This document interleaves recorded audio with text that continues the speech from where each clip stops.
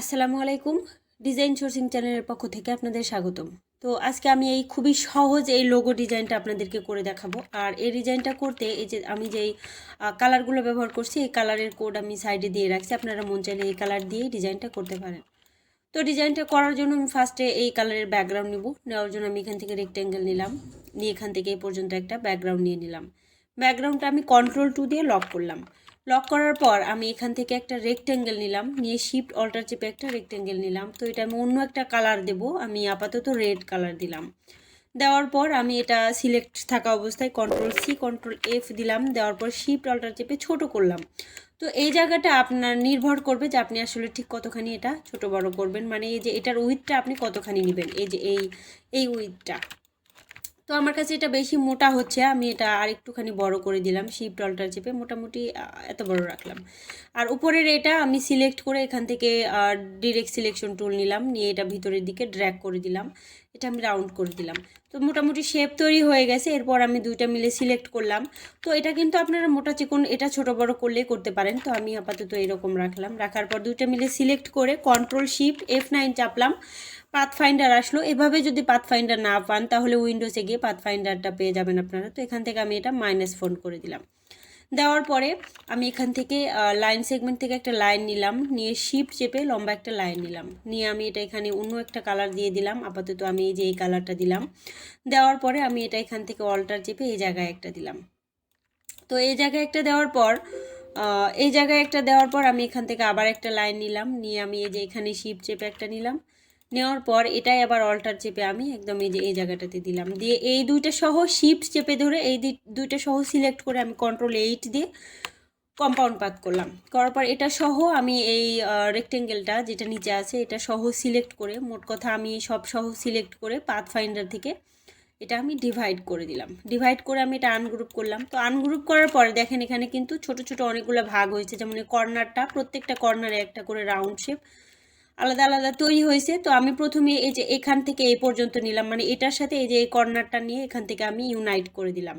আবার এই যে এই লাইনের সাথে এই কর্নারটা নিয়ে একসাথে এখান থেকে ইউনাইট করে দিলাম। আবার আমি এই যে এই লাইনের সাথে এই কর্নারটা নিয়ে ইউনাইট করে দিলাম। আমি এটার সাথে এটা নিয়ে এখান থেকে ইউনিট করে দিলাম। তো ইউনিট করে দেওয়ার পর এখান থেকে আমি এটা কিন্তু আলাদা আলাদা হয়ে আছে, দেখেন এখন কিন্তু এটা আলাদা আলাদা হবে। তো এরপরে আমি এটা শিফট অল্টার চেপে ছোট করলাম, করে মোটামুটি এত বড় করলাম, করে আমি এটা এই জায়গাটাতে দিলাম। দেওয়ার পর আমি এটা গ্রুপ করলাম, করার পর মাউস চেপে ট্রান্সফর্মে গেলাম, রোটেটে গেলাম, যাওয়ার পরে জিরোর জায়গায় আমি এটা 45 দিয়ে দিলাম। 45 দেওয়ার পর প্রিভিউটা একটুখানি দেখি, তাহলে এই যে 100% কোণা হয়ে গেল, আমি এটা ওকে করে দিলাম। দেওয়ার পর অল্টার চেপে একটা আমি এই জায়গাটাতে দিলাম।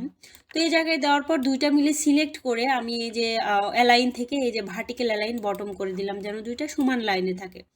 তো এরপরে মন চাইলে আমি এটা এখান থেকে একটুখানি এদিকে সরাই দিতে পারি, কিংবা এরকমই রাখতে পারি। এরকমই রাখলাম। রাখার পর আমি এটা এখান থেকে সব মিলে আনগ্রুপ করলাম। দরকার হলে অবজেক্টে গিয়ে আনগ্রুপ করে নিব। তো নেওয়ার পরে আমি এই যে এইটা ক্লিক করলাম। এটা ক্লিক করার পর আমি এখান থেকে গ্রেডিয়েন্টে ক্লিক করলাম, করে এই স্লাইডারে ক্লিক করলাম, এখান থেকে আই ড্রপার নিলাম, শিফট চেপে এই যে এই কালারটা দিলাম। দেওয়ার পর আমি এইটা নিলাম, শিফট চেপে এই কালার দিলাম।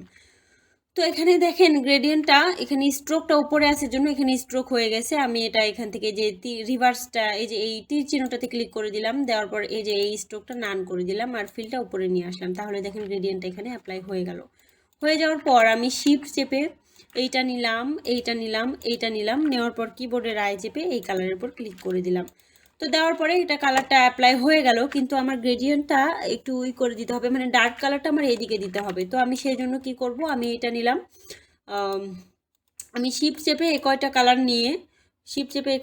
নিয়ে এখানে আমি শুধু রিভার্স গ্রেডিয়েন্ট দিয়ে দিলাম। তাহলে দেখেন এটা সেম এরকম হয়ে গেল। মূল কথা দেখেন, আমি ইফেক্ট আপনাদেরকে বুঝাই, এই ডার্ক কালারটা থাকবে এখানে। তো এটা সিলেক্ট করে আমি এটা রিভার্স গ্রেডিয়েন্ট দিলাম, আর এটা সিলেক্ট করে এটা আমি এখান থেকে রিভার্স গ্রেডিয়েন্ট দিলাম। দেওয়ার পরে আবার এটা সিলেক্ট করলাম, করার পর এখান থেকে রিভার্স গ্রেডিয়েন্ট দিলাম, দিয়ে এটা সিলেক্ট করলাম। এটা ঠিকই আছে, এটা আর করার দরকার নেই, মনে হবে এটার নিচে এটা আছে। তো এই ইফেক্টটা আপনারা এই জায়গাটা একটু খেয়াল করবেন। তো এরপরে আমি এই যে এটাও সেমভাবে কালার করে নিব। নেওয়ার জন্য আমি এটা পুরোটাই শিফট চেপে ধরে একটা একটা করে ক্লিক করে সিলেক্ট করলাম, করার পর আমি এখান থেকে গ্রেডিয়েন্টে ক্লিক করলাম। গ্রেডিয়েন্টে ক্লিক করার পর আমি এই স্লাইডারটা ক্লিক করে এখান থেকে আইড্রপার নিয়ে শিফট চেপে এই ইয়েলো কালারটা দিলাম, আর এইটা নিলাম শিফট চেপে পিঙ্ক কালার দিলাম। দেওয়ার পর দেখেন কালারটা চলে আসছে। আসার পর আমি এটা এখান থেকে আমার কালারটা একটু করে দিতে হবে। যেমন এখানে খেয়াল রাখবেন ডার্ক কালারটা যেন নিচে থাকে, যেমন এই যে এটা ঠিক আছে, এটা ডার্ক কালারটা নিচে আছে, আমি এই যে এটা এখান থেকে রিভার্স গ্রেডিয়েন্ট করে দিলাম। দেওয়ার পর আমার এই যে এটাও আবার রিভার্স গ্রেডিয়েন্ট করে দিলাম। তাহলে কি হলো, সবগুলোর ডার্ক কালারটা ইয়েলো কালারের নিচে বোঝা যাচ্ছে। তো এরপরে আমি এই যে এইটা শুধু সিলেক্ট করলাম, কন্ট্রোল এক্স দিলাম, দিয়ে এটা সিলেক্ট করে কন্ট্রোল বি দিলাম। তো আমার ডিজাইনটা মোটামুটি কমপ্লিট। আমি এটা সব সহকারে গ্রুপ করলাম, গ্রুপ করার পর এই জায়গাটাতে রাখলাম, এটা আমি অ্যালাইন করলাম। অ্যালাইন করার পর আমি এখান থেকে লেখাটা নিলাম, এই ব্র্যান্ডিং লেখাটা এখানে নিয়ে নিলাম, অ্যারেঞ্জে গিয়ে ব্রিং টু ফ্রন্ট করলাম। করার পরে ব্র্যান্ডিং লেখাটা এরিয়াল এমটি ব্ল্যাক নামের একটা ফন্ট, আর এই যে দুইটাই মূলত একটা ফন্ট দিয়ে করা। তো এরপরে ব্র্যান্ডিং লেখাটা আমি এখান থেকে এটা ক্রিয়েট আউটলাইন করে দেবো। তার আগে আমি একটু দেখাই, ব্র্যান্ডিং লেখাটা যদি ক্যারেক্টারে যাই, এই ক্যারেক্টারে ক্লিক করার পর এটার মধ্যেকার স্পেসিংটা আমি সম্ভবত বাড়ায় নিছি। এই যে এখানে একটুখানি দেখাই, এখানে দেখেন আমি 100 দিয়ে দিছি। তো 100 দিলে এই যে মাঝখানের ফাঁকাটা বাড়বে। তো এরপরে আমি এটা এখান থেকে ক্রিয়েট আউটলাইন করে দিলাম, দিয়ে আমি এটা শিফট অল্টার চেপে আর একটুখানি বড় করে এটাও আমি এখান থেকে অ্যালাইন করলাম। অ্যালাইন করার পর আমি এই যে ইয়োর বিজনেস লেখাটা নিয়ে এসে অ্যারেঞ্জে গিয়ে ব্রিং টু ফ্রন্ট করলাম।